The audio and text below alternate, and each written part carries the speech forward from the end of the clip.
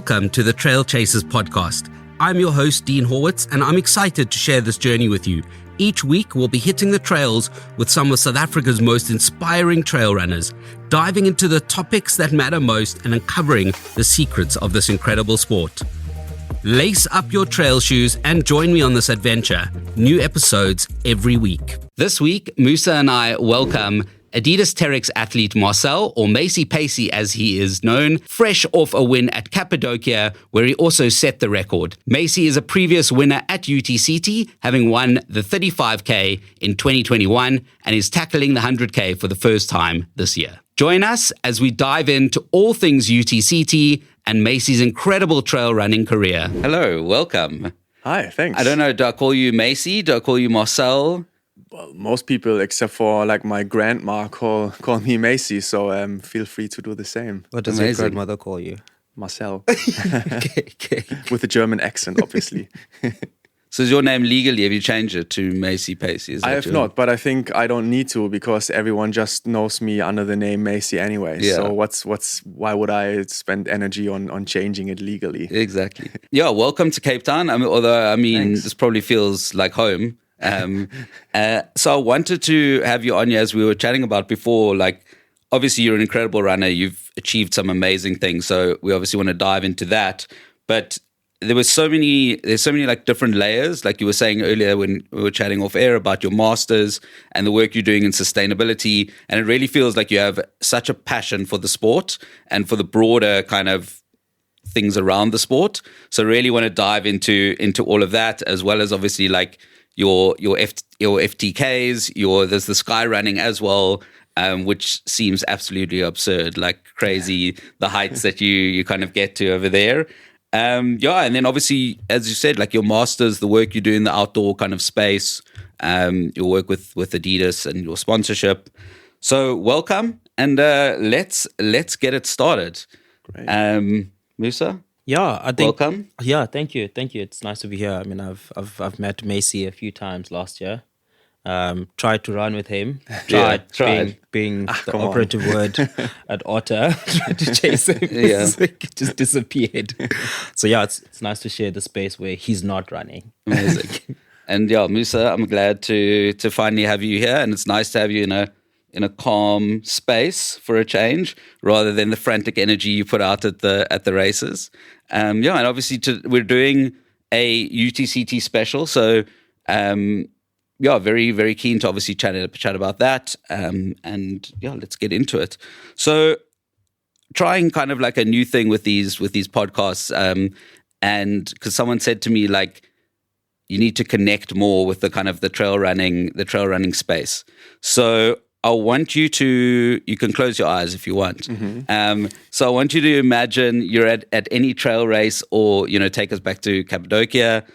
Take me through your race day prep, night before, pacing strategies, timings, how does that all work? Sure, yeah. Thanks a lot, first of all, for having me, and also the flattening introduction.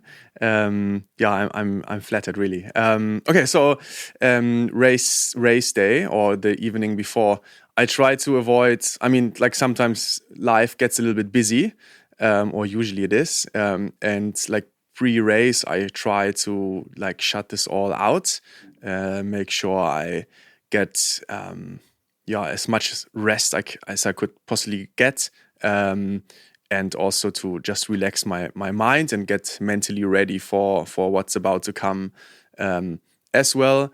There will be a lot of rice. Carb loading is something that I think is very, very important for any racer, really, especially for me. That's the experience that I made. So there will be a lot of rice, and usually that rice will be eaten in bed with the legs up, as much as comfortable as I can possibly have it. And that's pretty much about it. Like, that would be the perfect pre-race day, just like bed and rice and good vibes only. And then race day. I mean, I worked with my coach for many years now, and we basically like allocate like certain heart rate intensities to stages in the race. So I'll just try to like do nothing else but to execute the plan that we've prepared, which in theory is pretty easy. And you know, like if you're actually on the trails, like for the 3rd, 4th, 5th, 10th hour, whatever, obviously that's a little bit harder. But I try to run the intensities that we like calculated, try to get the carbs in, and just do my race with as little distractions from the outside as possible, and while also trying to enjoy the trails as much as I can, because you know, and this is the great thing about trail running, every race is different, right? Cappadocia in Turkey a couple of days ago obviously was very different to what home is, and home is very different to what I'm enjoying here in Cape Town these last days and the next few weeks. And yeah, I think that's a great part of it, to also be successful for years to come, for many years, not only like basically like focus on this like very performance-based thing, but to really enjoy the moment as well as the journey. Yeah. I like that. Just a follow up on my side. I mean, it's as a pro, you obviously, I mean, your name is there on the start list. I mean, we also do our own predictions on who's going to win, etc. How often do you pay attention to who's in the starting list? I mean, as much as people try and avoid it, I mean, it's there. People say maybe your name is not even mentioned. You know, how often like does those mental games play a role in your prep for a race? I think I can use this to my advantage, actually. I mean, I do look who's on the start list, of course. I do look into what results they have been able to produce, but also like what did they like fuck up, you know? Like did they like do they have a habit of starting too quickly? Is that someone worth following, or will he blow up later in the race? You know, those kind of things. And I feel like I'm quite resistant to doing stupid things at the start or at the beginning of a race, and then like use the information I get from looking at the start list to execute my race. And then in general, I think you know, like Musa, like if I at UTCT this year I perform under what your predictions will be, you will not be saying like, oh, look at Macy, like he's a shit runner, you know. You will just say, oh man, this poor dude like had a bad day, you know. Like in the end, like no one really cares that much, you know. It's you who cares about your race results and doubts yourself the most, but it's definitely not your friends who will do that. And so if you come to this realization, I think, like life and racing will just be so much easier. Yeah. On that note, like, just please don't embarrass us if we predict you to win the race. Like, no pressure, but like, if we predict you to win the race, you better not embarrass us. So take us kind of back, you know, if you look kind of at your running journey, you know, through the years, what is there like a particular moment that stands out, you know, as kind of the most fulfilling moment that you've kind of had, you know, that kind of really just sticks out in your mind? I guess there are, but like if you're, and I'm doing this now for almost 16 years, you know, like realistically, it's like a very gradual process, you know, it's not like you don't have overnight success. You don't like suddenly have that like super great moment or whatever. I mean, sometimes it works a little bit like that.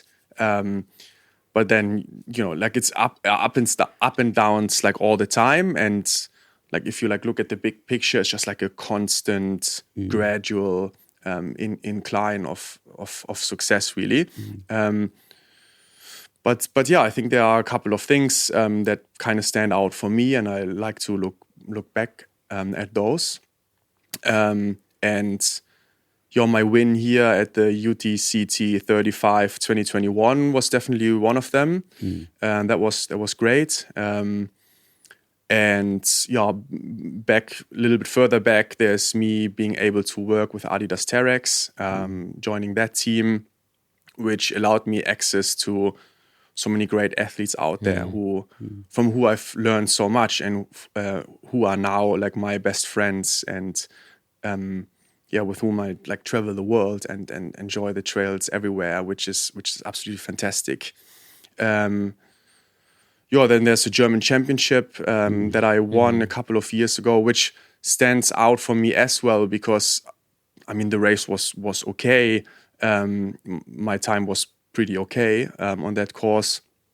But what makes it stand out for me is the fact that with a friend a couple of years earlier, I founded the Skyrunning Federation, which put me in the capacity to, or every German runner in the capacity to run a national championship in that discipline. So it's a more multifaceted thing than, this is my great performance, but also there was like quite some mental challenges involved in me being able to become German champion. That one stands out. My first 100K race obviously stands out, which was one of my first trail races ever at the age of 15. Wow. Wow. So that's cool. That's insane. Then, I mean, I will definitely add Cappadocia to my list as well, which was only, 10 days back or so. Did the dogs chase you there? Not really, no. So the dogs are infamous. They're in really on the course. Yeah, they're everywhere. Okay. They're everywhere, but they're like super friendly, and they like to be pets and stuff. Like one dog actually, and that's why I didn't say that they were chasing us, but this one dog just like ran with us, like with a waving tail. So it was really cool, and very much in contrast to that other moment that stood out, which is when I ran 100K in the North Vietnamese jungle in 2016, where the dogs are actually very aggressive, frightening. So, I've been chased by dogs back then, but I wouldn't really say that they chased us in Turkey this year. I want to go back to that. I mean, there was a lot in that in that list, but I want to go back to that. When you were 15, because one of the questions was, what was kind of the moment that you fell in love with trail running, or and for most people, I guess it's like, for me, I started at like 30. So take me back to when you were 15, and what sort of came before that, and how did that happen? That you fell in love with trail running. Yeah, so I mean, if we go back to my high school times, I was already in love with nature and with spending as much time as possible outside. I grew up in the center of Germany, where we have like quite some beautiful forests, pretty large forests as well. And I just enjoyed like mountain biking through those forests all day long. That was like the definition of my perfect Saturday. If possible with a friend, of course, but if not, then no. And I would just discover it myself. And obviously this was before we had like smartwatches or any GPS device really, no smartphones and so on. So it was just a question of, like going out there without really knowing like where you will go and how you will get back home, and after how many hours that would be. And then in that very area, they put together the Oxfam Trail Walker, which is a charity run, and you group up in teams of 4, and you prepare yourself as a group potentially. That's how we did it anyways. To then run 100K through my home trails on which I had mountain biked so many times before, and with a friend of mine who is now probably something like a mentor, to be honest. He's turning 65 soon, so he's much older than I am and had so much experience in mountain biking, really, or endurance sports in general, and in life in general as well. Me being 15, not knowing anything about life, really.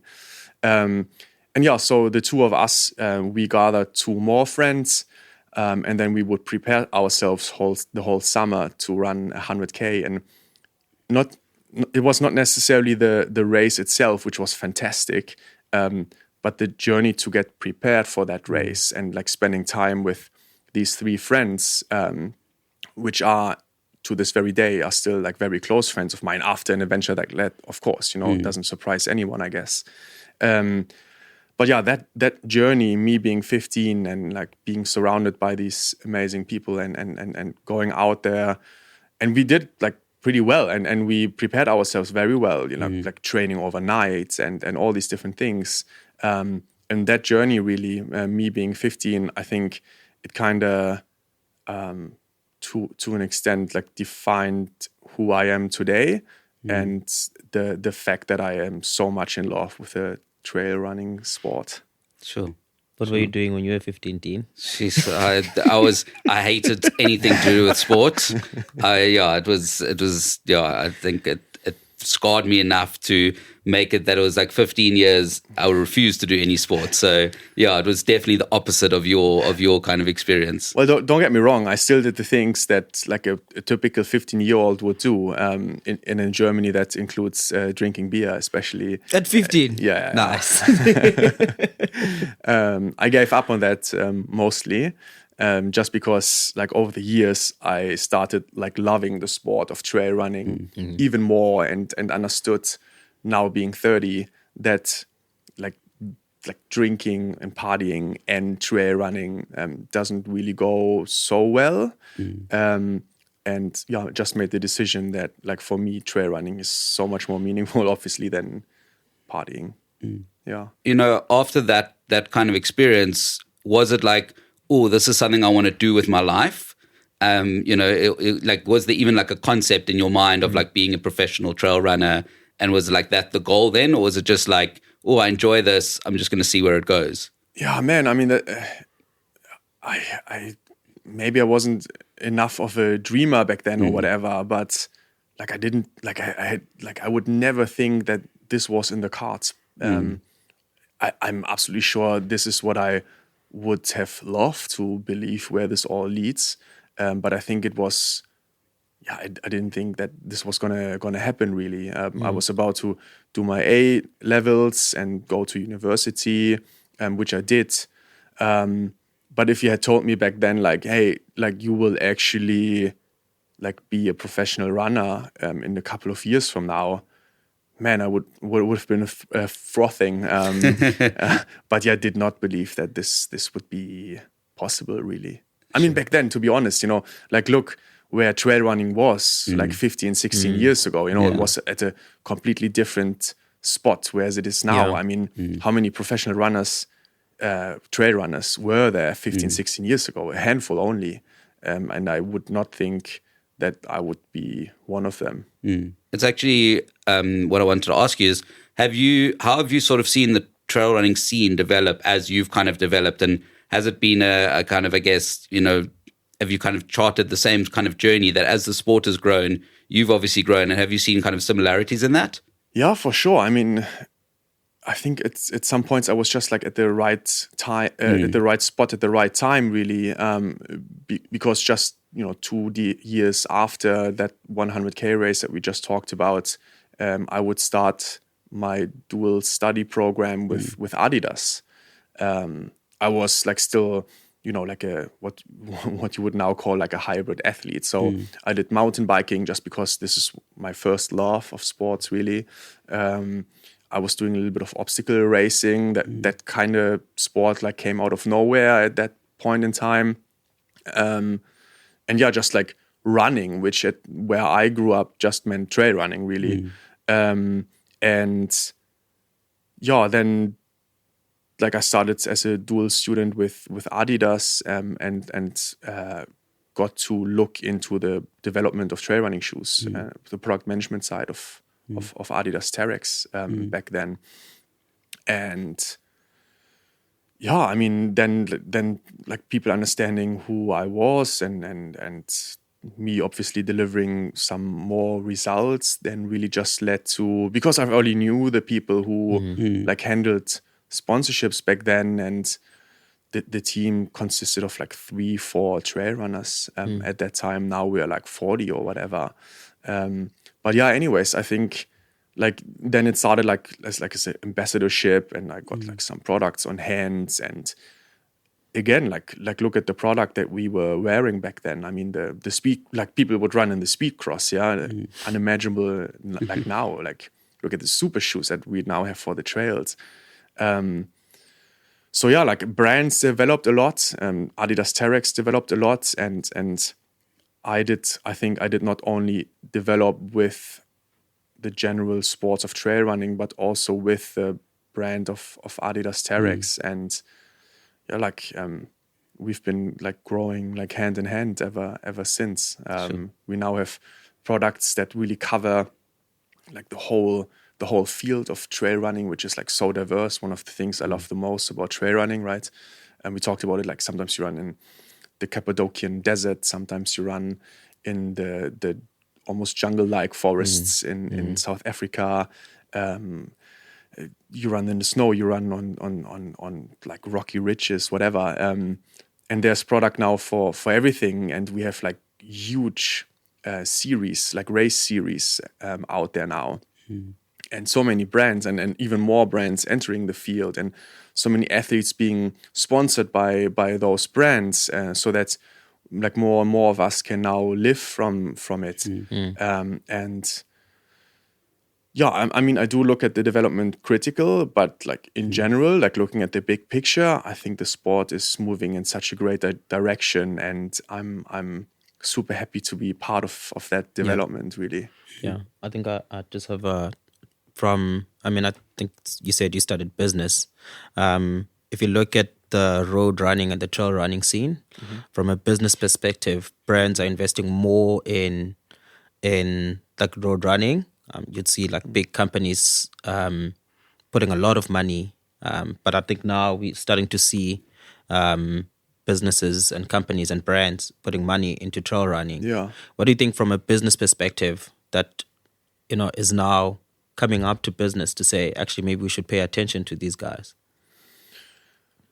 Yeah, I mean, I think brands are looking at it like multifaceted. Of course, they understand there's like money to be made, but also that the like CSR thinking is getting like more and more meaningful also in like businessmen and women's minds, meaning that we understand now that going out into the nature is really what helps us humans not only to be healthy physically, but also mentally.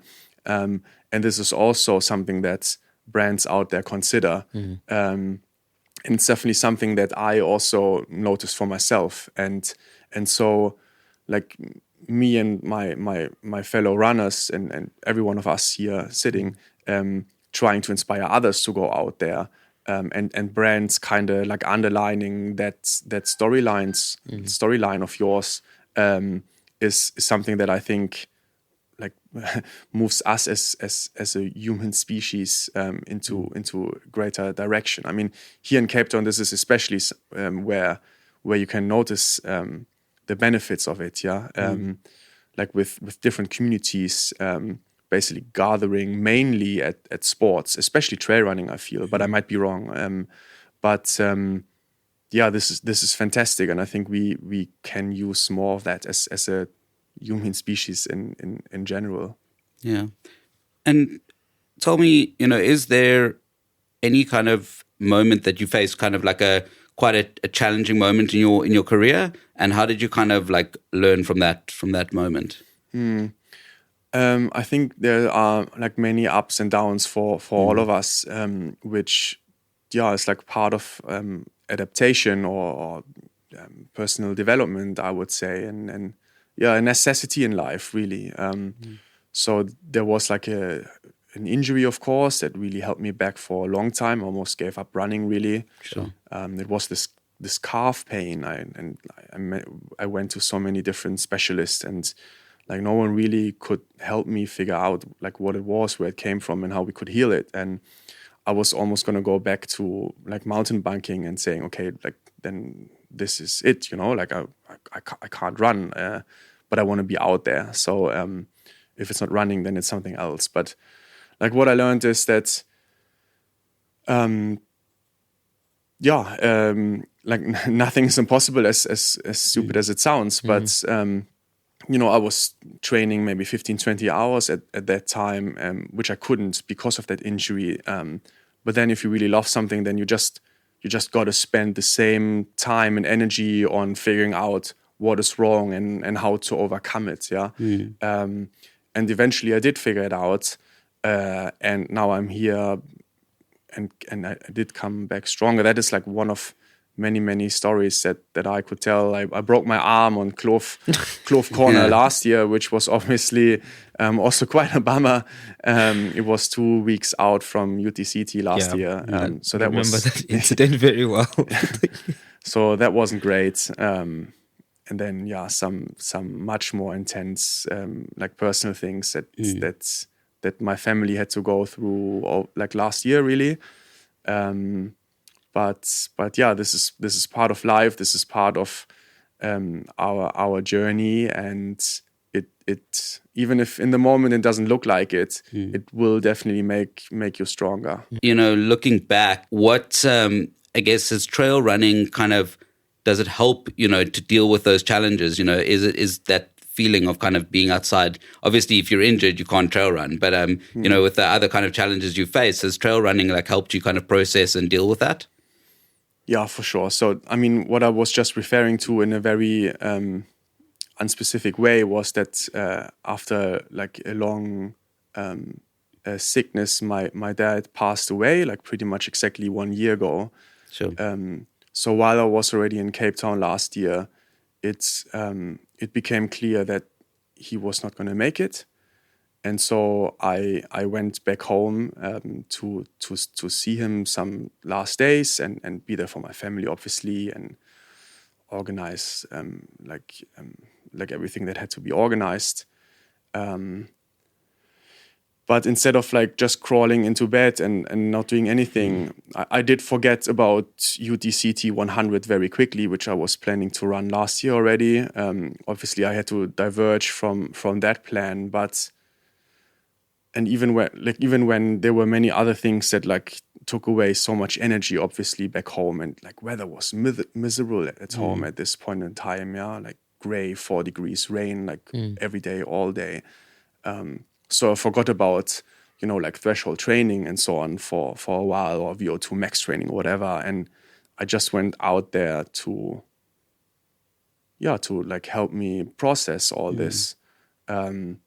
And it was like great. Like trail running was what like helped me recover up to a point where just 2 weeks before the race UTCT, I said, okay, you know what, I'll be courageous, and come back and then at least run the 35K, because man, I love this place, Cape Town, so much, and all the beautiful humans running on the trails here. And some people around that I went to Otta with, they knew what was happening with my dad, and it was just really good to spend time here in Cape Town with those people. So I said just 2 weeks before the race, after like the dust had at least a little bit settled on what happened had happened at home, that I would come back and run 35K here, and then came back and broke my arm on the very first run back here in Cape Town, which at that moment again felt like, wow, like life is like not really treating me very well right now, and sometimes it will feel like that. But yeah, long story short, trail running and the trail running community here, but also more in general terms, did help me recover it, and I'm now here to tick that box for me and for everyone, to run the 100K here and be even more okay than I am now. I think I just wanna Dean and I went to separate mental health events yesterday. I did a run for Ways for Change. I think you did one with Community Track. And I think, it's something that we don't speak about as runners, as pros, as, normal people, that we all go through something. Yeah. I remember seeing you with your arm supporting us on the road, and I was like, firstly, this, because I knew about his dad last year, and I was like, why is this guy here? And then he breaks his arm, and he's still here. And I was like, it was just a testament on your mental strength and to just keep going and just not let adversity take over. Just like seeing him on the trails, it's like just blew my mind. It's like I would be in bed, just like switch off my phone, and it's just like something that I really look up to. Can you go a bit more into that, like the reason why you kind of stayed around to support? What was the, even though you couldn't run, but you still hung in there. What was the kind of thinking? There's so many pieces to that. First of all, like Musa just said, like the trail runners are my best friends now. Like I've got Robbie, for example, sitting at home, Robbie Simpson, who I, spent, I don't know, like half of the year with, in different locations. So he is one of the most trusted persons I have, like one of my best friends. And he's on the trails and like trail runners, if like trail running is a lot of what I am about and what my life is about. So, we would just like understand each other. My girlfriend is a trail runner as well, who was here in Cape Town last year. So, so the people is one aspect of why I knew this was going to help me. And another aspect is, just being out in nature, which also always helped me in my previous life on different challenges. And the combination of friends, community, nature, this just sounded like as a much better opportunity compared to like laying in bed. And sometimes maybe laying in bed is what you need. And there were days and hours where I did that. But like there are these great human beings out there on the trails. It wasn't so much that I supported you, Musa, on the trails last year. It was actually it's actually the other way around, like you also gave me a lot of possibility to heal by seeing you thrive on the trails like 1 year ago. So that's also part of the truth, really. Oh, thank you. Even though I had what I think was a horrible race, but thank you. And, talking about races, when you kind of hit a wall or hit a kind of a low point, if you do, what kind of drives you and helps you push through that? Oh, that's easy. In a 15, 16 year-long experience of the trails, that there will be many walls and even downhills. This is just part of the process. And I know it's really easy to say, sometimes a little bit harder to understand, but it is just absolutely normal to have little downhills or walls that you run through, and you just must not give up. You must know who's on your side, on your team, really. Is that coaches? Is that friends offering great advice or empathy? Then you just have to know like what you got to do, which is sometimes just wait and sit it out. Sometimes you have to adjust it. It's like something.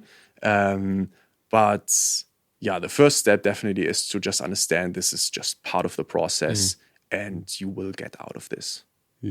Amazing. I think I just want to follow up with that. We've seen, personally, like I follow your journey and you seem to take a little bit, I think this year is a bit different, but you don't take your training as seriously as I've seen with other pros. Other pros actually like just put themselves in this bubble. There's a video of you running up Kloof Neck Ridge with like the camera on your phone. Would you say like you try and make your training fun to suit your style, or do you also like get into like that bubble where you like have to train specifically and you can't mess this up type of thing? How do you approach your training? Yeah, I think it's this balance, and what you see on social maybe is not always like the truth. Like sometimes some runners maybe feel a little bit obliged to like look very professional and focused on social media, but I don't think you can like be, or you shouldn't, or I couldn't be 100% focused on this race, then that race, then that race, then that race for 15 years or even longer. Like I don't think that really works for me, anyways. So what I do is I really like to, don't forget why I fell in love with the sports in the first place, which are like the long days out with yourself, with nature, and just like be out there and discover and explore and just enjoy being out there with yourself, with friends, with beautiful nature. And I think this is what helps me to then in other situations or periods to then like mentally fully focus on the task at hand, which right now is running UTCT as strong as I can. And then there will be like beautiful skiing, ski touring back home. And then we start focusing again on next season. But there will be adventures. There will be long days out there.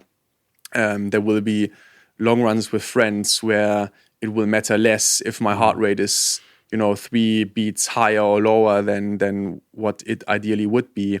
And this is what is required for me personally, and I guess that's true for many other runners as well. To like stay on the right path for many years.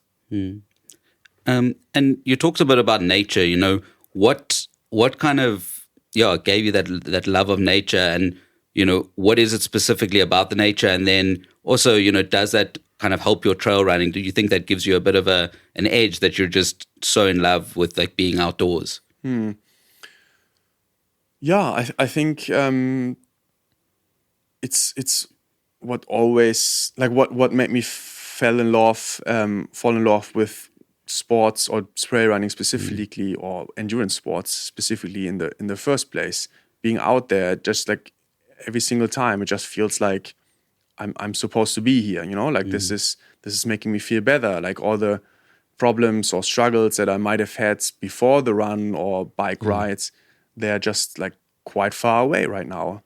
And when I come back, it just doesn't like come back, but like the problem is like solved, at least in a tiny perspective, and the race or run after that will help me to process this even further, or come back home with a great idea or new angle or new energy to tackle that problem or whatever it is. And I really don't know how to describe that better, other than like being out there just feels amazing. And I think this love for nature is really required to like push through a training block for 100K. Like if you don't love being outside, then like how the hell do you want to like train for 20 hours every week? Like week after week after week after week, it's just not going to happen.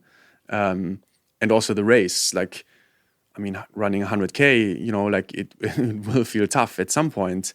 And if you don't have that reason in your mind, like why you do this, and the more reasons and the heftier those reasons are, the better, obviously, then you will probably not finish that race. And the love for nature definitely is one of the reasons for me. Yeah, just on that, there was a guest here, Carla. She's a pro. She likes to reward herself with like having cake after a run. And a lot of people, like, from a nutritional perspective, what would you want to have cake? As someone that's so dialed into their training, how do you like reward yourself after like a good run? Yeah. Besides sleep, of course. Sleep, rest, recover, refuel, rehydrate are like definitely the big four, I would say. But not only physically, like there's a mental approach. So if cake is your thing, then I think like we burn this like crazy amount of carbs, right? So like a cake is definitely not necessarily not a bad idea. It's very nice. It's very nice, exactly. And if that makes you feel better about yourself and like like keeps you motivated during the race, then cake is the thing to go. Like for me, it will be pizza. I don't want to have anything sweet after a race because I've been like shoving down like carb drinks and gels for so many hours. So like drinking or eating something sweet is not really what I want to do. So for me, it is pizza. And like I said, we've been burning this crazy amount of carbs.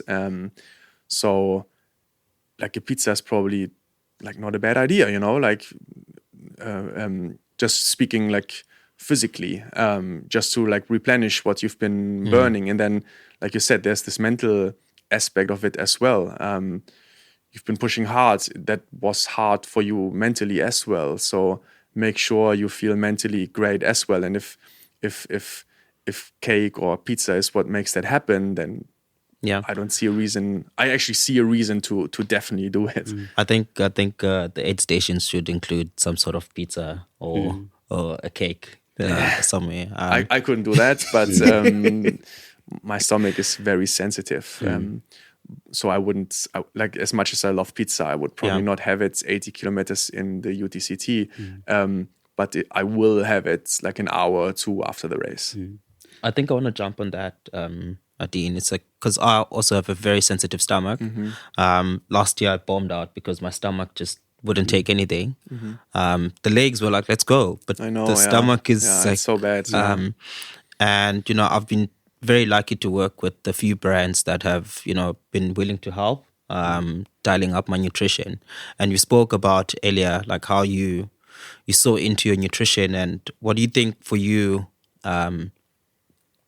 works when like your body just doesn't want to take anything? Like what's your go-to? So nutrition is something that my coach Dimitri Mityev, two-time winner of UTCT 100K, and I have been working a lot on. His approach to training is not only but also quite rational and scientific. So we do treadmill testing with like respiratory measurement, so that we exactly know at what intensities do I burn which energy source, fat, protein, carb, and how does that develop like throughout the years of training.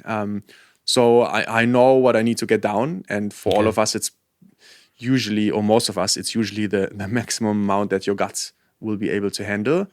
I know where that is for me. It's a little bit lower than like ideally it would be. So like I would be running faster if I could get down more carbs, which again is probably true for most of us. Usually I can like withstand like anything between 85 and 95 grams of carbs per hour. And the way to get down those without without as many struggles as possible is via drink mixes. So I don't even use gels. They don't really work that well for me. So even in 100K, I will only drink fluids, carbohydrate intense fluids. No gel, no nothing. And that works a while for me until a point where it just doesn't. And then I can do Coke a little bit longer. Okay. But then, similar to what you are facing, at some point I will not be able to get that down either. And then it becomes really hard. Your legs usually are fine. But like your mind plays tricks on you, and you just want to like lay down and sleep like on the trail. If it's raining, if it's snowing, whatever, you just want to like lay down exactly where you are and sleep. And this is when we must keep going anyways. Have you had that where you just like stopped and you're like, okay, I think this is it? Well, I did DNF a couple of times. But like I try to like work on that nutrition plan better and better, and understand what my body can handle and what it can't. And I think I'm getting closer to it every time a little bit. and it seems like, unless of course there's like a stomach bug or whatever, I seem to make it work better and better. And you know, I've been saying this. I'm doing this now for almost 16 years, and I still haven't figured it out like all the way. Even though I do have like this amazing coach on my side, and nutrition sponsors and so on, but it's just not that easy. And I think that's like ties back to what I said earlier, that, you know, it's like a gradual journey. And I'm actually very happy that, you know, this gradual incline is still going up, you know, like I think at some point it will stop. I mean, you know, improvements have become marginal anyways, but once this plateaus or even goes down at some point, I think that will be quite tough for me, as it is for most runners. Talking about mental health again. But yeah, for now, I'm glad that I'm not quite there yet, and I still see improvements, and make learnings and grow as an athlete as well as a person. And that's a really good thing. Imagine you've had a hectic 2024. You've run a lot of races, you've put in a lot of effort. Now, cast your mind over to the clear waters of Zanzibar.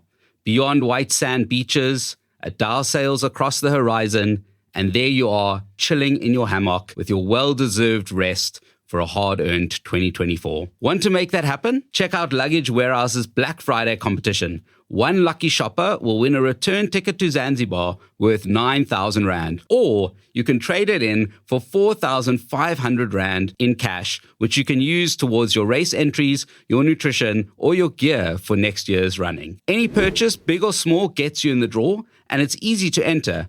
Just shop at luggagewarehouse.co.za or in their Cape Town and Joburg stores during Black Friday week. And if you want a bonus entry, sign up for Luggage Warehouse's newsletter and you'll get one when you make your purchase.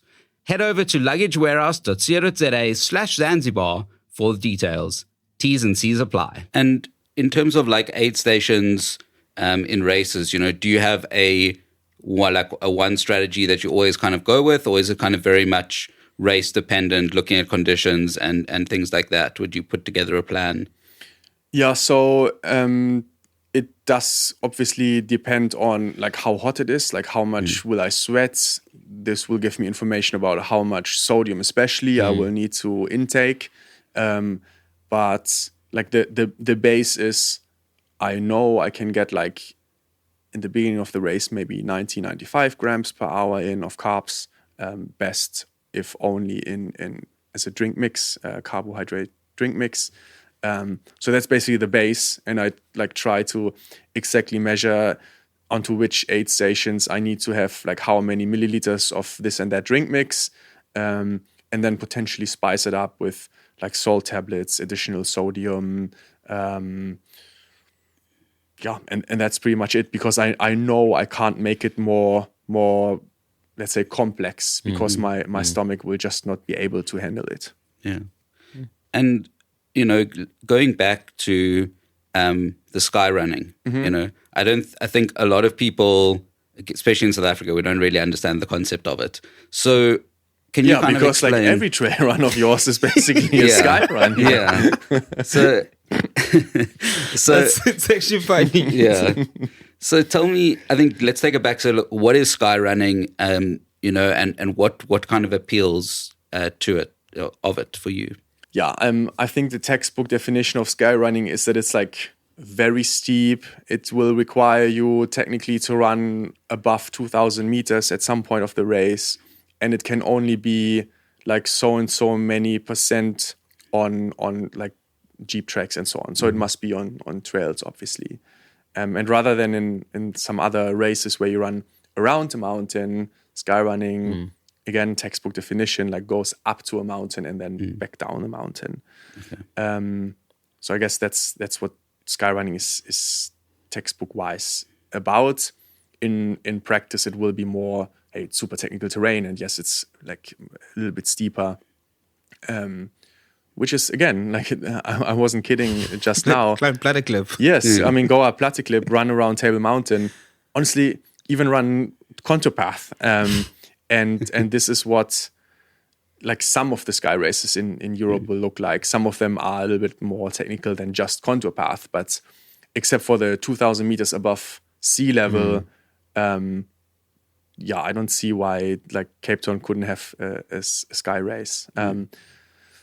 But anyways, like what appeals to me in sky running is that it's like and this is why I love trail running in South Africa, you know, like I am a trail runner because I love moving in the mountains with nature, and I don't want to have almost like a groomed and manicured trail. I want the real thing. I want to be in nature. I want to run over that glacier. I want to run about like through bushes because nature intended to have bushes here. So if they're cut back, you know, sometimes that's also appealing. But I want the real thing. Like I want to immerse myself in nature, and I think the closest I can get to that is running either like trails in South Africa or do sky running. And then again in Europe, where race directors are maybe a little bit more conservative when it comes to how technical a race can be. Sky running race directors just push that a little bit further. So you do run or you scramble over a ridge. You do run over glaciers sometimes. You do run on the gnarly terrain that's just like really excites me. In a nutshell, I guess this is why I just love sky running. And talk to me about the German Sky Running Federation. How did that kind of come about? You know, what was your thinking behind starting it, and how did that all happen? So on an international scale, there is the International Sky Running Federation, and they like orchestrate the whole sports of sky running for us as a community. And how it works is that if you want to participate in the Sky Running World Championship, European Championship, whatever, your national entity will send you there. They will select you and they send you there. It's very similar, like World Athletics organizes the World Championship trail running, long distance, short distance, as well as mountain running. And your national Olympic committee, not the Olympic committee, but your like National Athletics Federation will select you and then send you to those international championships. And on skyrunning side, this national entity just didn't exist until 3 years ago, I think, in Germany. So I like put my head together with a friend and we said, okay, like if no one has done it and no one appears to be willing to do it, let's just do it ourselves. Sure. And there's some paperwork involved. There's some like official stuff, like talking to the International Skyrunning Federation and making sure you tick all the boxes that they give you to tick. But it can be done, and we did it. And we have won a silver medal, several silver medals in World Championships. I think, those federations, national federations as well. I'm not sure how it works in South Africa, but it can be a little bit tricky in Germany on athletics side. Like you have to like jump through quite some hoops to politics. Yeah.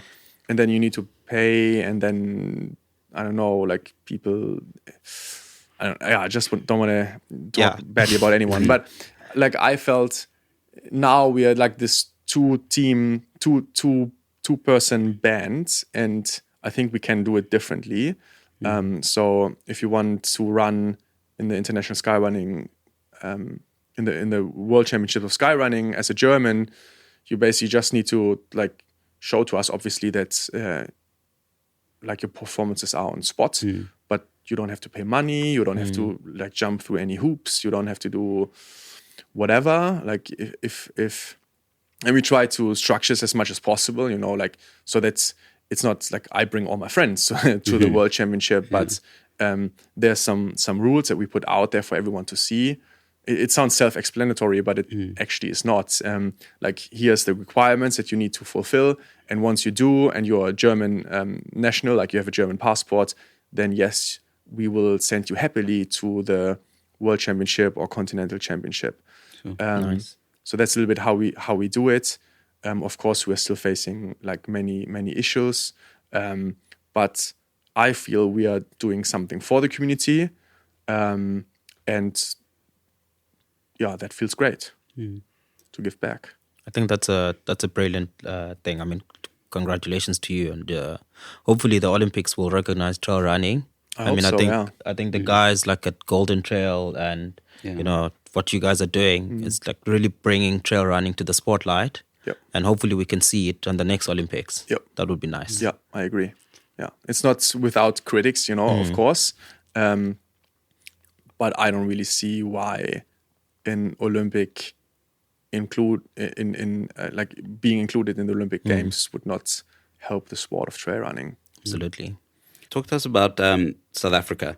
You know, why do you keep coming back? What is the kind of appeal? What do you kind of love about Cape Town? Yeah, in a nutshell, it's everything. Yeah. It's the people mainly. It's the nature. It's like I said, like how technical the trails are. It's the weather. It's the food. But most of all, it's the community. Like, it didn't really take many trips to South Africa until I was friends with people like Musa and the other trail runners out there. They're just like very inclusive, and they're happy for you to be here, and they're willing to let you know like where the best trails are and like what else to discover in South Africa, and that's just amazing. I mean, excuse me, in Germany or in the German culture, you know, like if I went to a supermarket and I asked someone, like the cashier, the person sitting at the cash desk, how he or she was, like they would look at me like as if I like were like out of my mind, you know, like it's just something that you don't do in Germany. And here it happens every single time, you know, like people ask you how you are. And it's like these tiny little things, you know, about the culture, about the community that make like a huge difference, you know. I really like to make sure that people around me are well. And I also like when apparently they like care about how I am, and this is great, and I think this is how it should be. And in Germany, it doesn't seem to be that way. I mean, of course, I guess you know what I mean. It just feels very, very nice. I think last year I said we must give Macy an African name. I still need to come up with that name. Yeah, well, we can crowdsource it. Yeah, I think my question is. Obviously, the South African ladies love you. So what's your strategy this year to try and avoid them? And also, how do you keep your hair so perfect when you're trail running while we're on this subject? So as I have a girlfriend, the second question is very much more comfortable for me to answer. I just don't do anything about that hair. Yeah.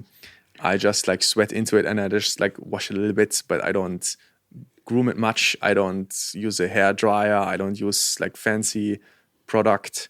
I just... Maybe you should spend some time with Dean. Yeah. Yeah. I'll take you to my hairdresser. I mean, your hair looks amazing, but... it's not your vibe. It's not my vibe, no. Don't take it personally. And talk to me specifically about UTCT. I think what about it kind of draws you other than, you know, what you kind of mentioned about Cape Town and about South Africa, and also talk to me a bit about the kind of difference between, you know, UTCT and kind of like a UTMB or, you know, a race in Europe. Yeah, I mean, I did mention like the trails are awesome here. The community is absolutely mind-blowing here.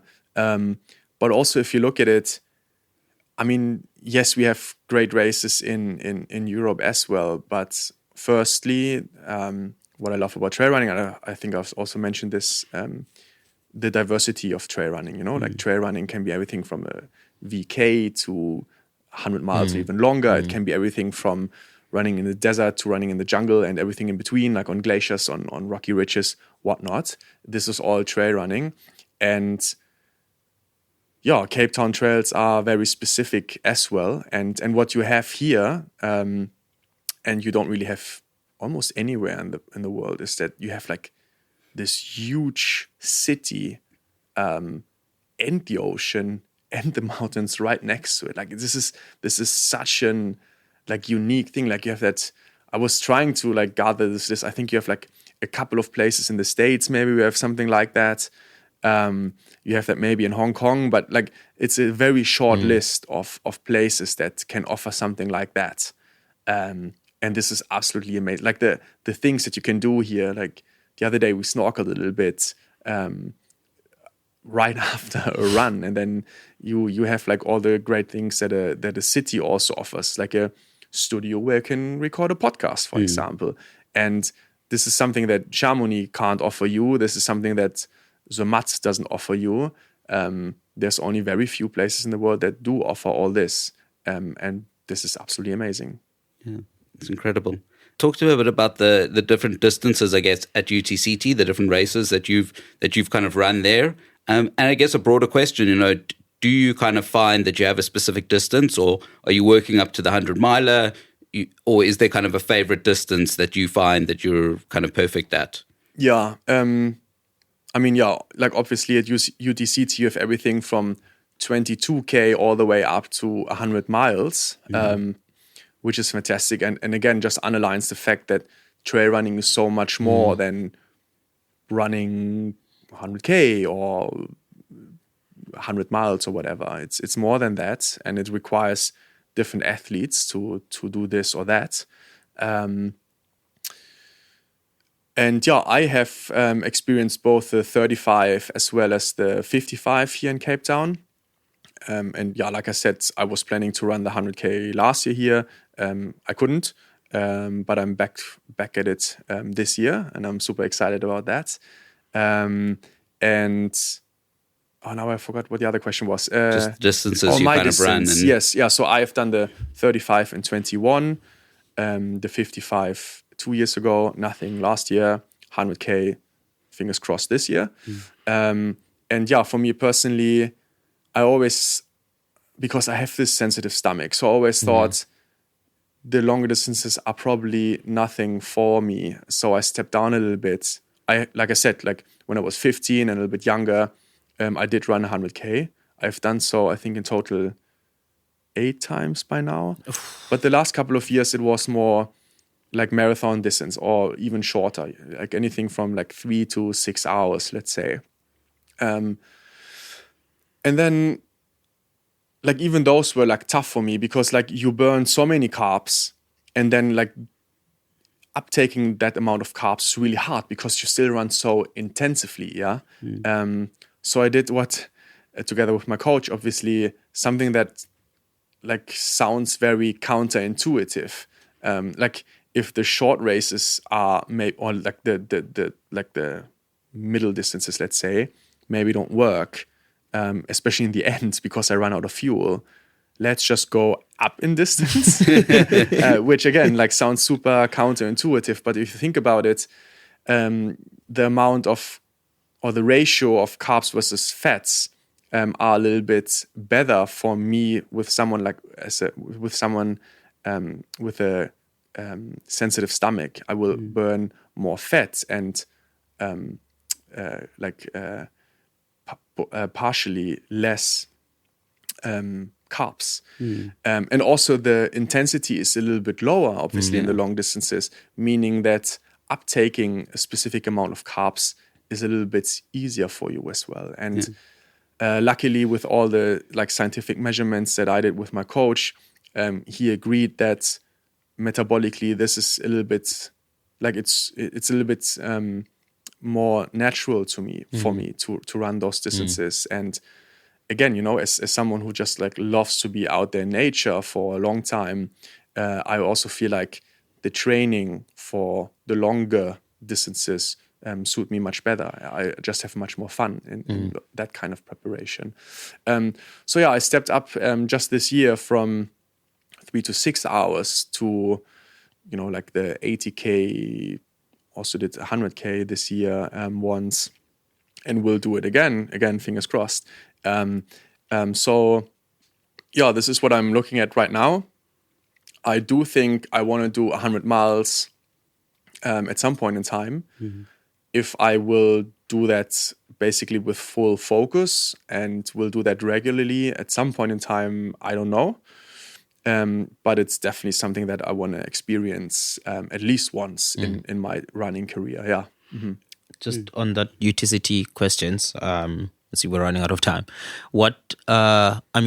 Jim Worsley has the record for the 100K. I mean, be it being the old course. Yeah, it is. Yeah. Do you think you'll try and get closer to that number this year? It flatters me that you ask, and obviously you trust that I could do that. Like you said, it's the old course. I think my coach Dimitri did very well on the course last year with just over 10.5, I think it was. That was insane. Yeah. I'll try to get close to that, but I think realistically that course record this year and probably next will be, realistically speaking, out of scope for me. Yeah. Okay. And what advice do you kind of give to people who kind of come up to you and say, you know, I want to start trail running? You know, what do I do? Where do I go? What's the kind of the first thing I should do? Yeah, it's hard to generalize. I think there's many mistakes to be made. I think the most common ones are probably to overdo it in the beginning. Like we all most of us, we fall in love with the sports like at the very first moment, and then we tend to like go out for too long, for too hard, too frequently, and then we get injured or we kind of lose, because also maybe we get like too strict with everything, and then we lose the joy in it, or we get injured. And I think the most important things are to like take it slow, like keep it real, and make sure you give your body and also your mind the rest that it requires, which will then, and now it's already getting a little bit more complex, that advice I would give, you know, to refuel in the right way, to rest as you should, all these things. So yeah, that's one thing, and the other thing is just to make sure you keep loving what you love, and you keep you must not forget why you fell in love with the sport in the first place, and just hold on to that and enjoy yourself and your time with your friends out there, and then usually you will do great. What does it mean to be a part of the Adidas Terrex team? It's absolutely fantastic. We do get to spend time at the most perfect places. We are out here for 6 weeks now, and we are all together, in one great house. We cook together, we watch Friends together, we go through the highs and lows together, we discuss race strategies together. We're just like a family almost, in Cape Town or in Cappadocia or in Chamonix, and we like keep doing it again and again and again. And yeah, we're just this bunch of friends who get to do what we love most, which is like running out there on the trails. And this is just fantastic to have the opportunity, an opportunity like this. And yeah, I think, and I don't want to be judgmental or whatever, but I think the Terrex team is the gang that is the closest. Like we get to spend more time with each other than most other sponsored athletes, I would say. I think that's a fair thing to say. And yeah, the more time you do get to spend together, the closer the friendships will be, and the more enjoyable that time will be as well. So it's absolutely fantastic, and it has definitely helped me to learn from athletes when I was younger, that were more experienced at that time. So that helped me, and understanding what it actually takes to be a professional athlete, like not going out for, avo toast like every day, and like outings or like early morning swims or whatever, like, yes, you can do it, but also you must ensure that you get enough rest, and maybe you do stay home every once in a while instead of, like going out to the city. And yeah, those are just a few of the learnings I have made thanks to my teammates. And yeah, I just hope that I can maybe also pass that along now to the next generation, to the younger folks joining the team, or like on Instagram, the followers that I have or whatever, to make sure that, yeah, there will be new people, new runners joining and also being able to like find their own path, like I am trying to. What does the future hold for you? Yeah, many great things. I'm sure. I think I'll just be running a little bit longer. I will like always run and bike out there and enjoy nature. Maybe at some point in time I will not have a bib on my chest anymore, or only a few times in the year. I don't know, but I will be out there on the trails. That's for sure. Cheering on, running myself, hiking. I don't know. Like I said, I did study like business with Adidas back in the day. I have worked as a product developer for trail running shoes for a while, and I loved that job as well. I have my master's that I'm currently doing, combining entrepreneurship, innovation management with sports science. So I think I always could go back to that part of things, and I would absolutely love it as well. But yeah, we'll need to find a way where, and this is why I left that job in the first place, because I just, like, for now, love to be in the mountains so much, and both things were not really to be combined at one point in time. So I think I must periodically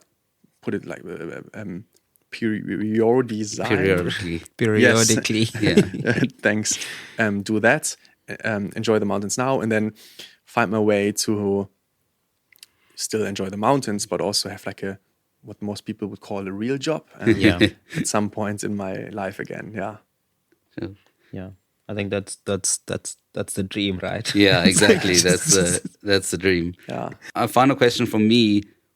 What does it feel? What is the finish line? When you get to a finish line, whether you win or you don't, what are those kind of feelings? Is it kind of like relief? Is it joy? Is it, just take us through that kind of finish line experience. Ooh, this is a hard last question, because obviously, like, what you went through that race, like, will always be a little bit different. Like, sometimes you just have the perfect day out there and you win, or maybe you don't even win, but you've like finish with what feels for you like a perfect performance, like for where you are at the moment. And this is what I hope for at UTCT. I will probably not win. I don't want to say that I won't, but like chances are that I will not. But I hope still to put like my best performance out there on the day. And that will make me feel very, very happy, accomplished. But then even if I do not feel like I had the greatest day out there, and I still make it to the finish line, then like making it to the finish line alone is also quite an achievement in itself, for which you will feel proud. And then, to be honest, you will also feel relieved, because running 100K like is great, and it will make us grow. And like out of the 11 or whatever hours, like, I don't know, 6 or maybe even 10, like, will feel amazing. But in the end, you will have run enough and you will be relieved that you are at the finish line and get to enjoy time with your team and like just rest a little bit, have pizza, like we said earlier. Cake. Or cake or both or whatever. Pizza cake. No, I don't think so. Although like pizza with Nutella and bananas is actually not that bad. But it's just a side note. I will be happy and relieved, and there will be other accomplishments of other runners of Adidas Terrex. I'm sure about that. And this is the other great thing about us. like even if your race maybe didn't go as you planned, there will be achievements made by the team, that's by your friends, for which you will be super happy. And so almost every day is a day to celebrate. Amazing. Well, thank you very much. This was incredible. Hopefully we can do this again next year when you come and do the 100 miler. But yeah, good luck for the race, and very excited to follow along and see you win, hopefully. Thank you so much. Thanks for having me. Thank you, Macy. Thank you. Feeling fired up after this incredible episode? Dive deeper into the world of trail running by exploring our other episodes, available wherever you get your podcasts. We're eagerly awaiting your feedback as well, so connect with us on Instagram at Trail Chasers Pod. Don't hold back. Like, comment, message, and share your thoughts. Until next week, keep chasing those trails.